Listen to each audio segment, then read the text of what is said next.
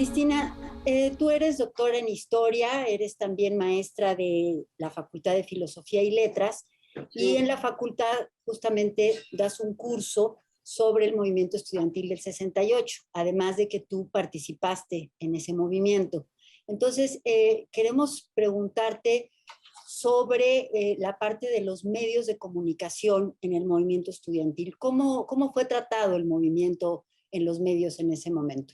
esta prensa escrita tiene dos características. Es una prensa oficialista, o sea que responde al régimen político priista, y la otra característica es que se trata de una prensa chayotera, es decir, una prensa que recibe por dos vías recursos oficiales. Por la vía directa, digamos, del dinero para que escriba lo que le conviene al oficialismo, al régimen político, y por la vía de la publicidad. Es decir, les daban publicidad, ¿no? Como una manera justamente de recompensar su postura oficialista. ¿Cómo fue tratado el movimiento estudiantil? Esta prensa siempre fue la vía de expresión de la postura que el gobierno federal y desde luego el regente de la Ciudad de México, del Distrito Federal, perdón, y desde el principio del movimiento ellos manejaron dos temas, digamos, centrales desde mi punto de vista. Uno de ellos es de manera permanente desprestigiar a los estudiantes, incluso lo hicieron desde que fue el enfrentamiento el 23 de julio en la Ciudadela con los estudiantes de la Boca 5 y 2 y la escuela privada preparatoria Isaac Ochoterena. Desde entonces ya estaban desprestigiando a los estudiantes y diciendo que se les habían infiltrado agitadores profesionales, y esto se liga a una de las explicaciones centrales del gobierno sobre el movimiento estudiantil, que era una conjura comunista.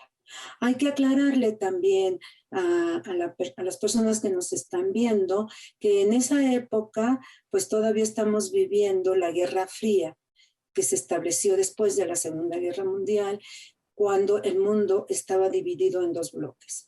El bloque socialista, comandado por la Unión Soviética, por la URSS, y el bloque occidental, capitalista, dirigido desde luego por los Estados Unidos de Norteamérica. Entonces, en esta Guerra Fría, justamente la conspiración comunista pues iba a tono, vamos a decir, con la época de la Guerra Fría. Entonces, eso justamente fue uno de los argumentos centrales para desprestigiar al movimiento, acusarlo que estaba al servicio de una conjura comunista. Y hablando del 2 de octubre concretamente, ¿cómo trató la prensa la noche del 2 de octubre? La noche del 2 de octubre, la prensa del día siguiente, del 3 de octubre, toda o la mayor parte de ella, transmitieron, como siempre había sido, la versión oficial. Es decir, hubo un enfrentamiento entre estudiantes con el ejército. Y recuerdo muy claramente un noticiero, para que vean, aquí ya entramos con la prensa ahora de televisión, ¿no? Había un noticiero que dirigía Jacobo Zabludowski, y me acuerdo muy bien que al llegar a la casa, que prendimos inmediatamente la televisión, palabras más, palabras menos, dijo: en este momento se está llevando a cabo un enfrentamiento a balazos en Tlatelolco. Al día siguiente, toda la prensa dio exactamente los mismos términos de la noticia. Y esa creencia se extendió por mucho tiempo, ¿no? De que había sido un enfrentamiento, de que los estudiantes estaban financiados por intereses extraños, ajenos, ¿no? Claro, ¿por qué? Porque esta pregunta que me hace sobre esta interpretación oficialista sobre el movimiento estudiantil de 1968 en México, ¿por qué esta versión siguió desarrollándose muchos años después, muchísimos años. Yo creo que por dos razones. Una, porque el movimiento fue derrotado. En realidad, pues nos derrotaron, ¿no? Levantamos la huelga sin tener nada en la mano, al contrario, teníamos más presos políticos, ¿no?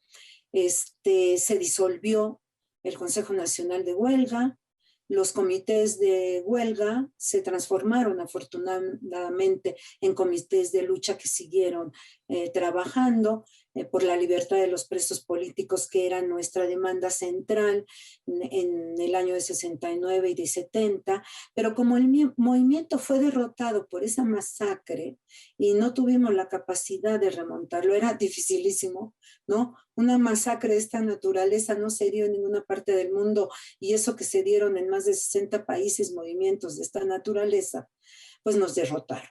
Entonces, el régimen, como seguía el mismo régimen priista, cerrado a las libertades democráticas, a abrirlas, que era la reivindicación central, la libertad de expresión, ¿no? Una de las reivindicaciones centrales de nuestro movimiento, pues entonces la versión oficial siguió predominando durante muchos años, ¿no? Y el movimiento pues se quedó simplemente con la consigna 2 de octubre no se olvida. Ya en la memoria no es suficiente, esa ya se rescató. Ahora tenemos, y claro, tenemos que profundizar sobre el fenómeno de la prensa vendida. Digamos, viendo el proceso en su conjunto, ¿tú considerarías que podemos hablar de infodemia? Yo creo que sí, y yo creo que esta infodemia se presenta pues en todos los movimientos políticos contrarios o que el régimen combate, ¿no? No solamente en el movimiento de 68. Todo el tiempo se mintió hasta el 2 de octubre, bueno, y después cuando levantamos la huelga lo mismo, ¿no? Pero en ese momento pues ya estábamos prácticamente derrotados. Sistemáticamente y repito, y acompañado de los noticieros, ¿no? Que también exactamente igual, era el mismo discurso.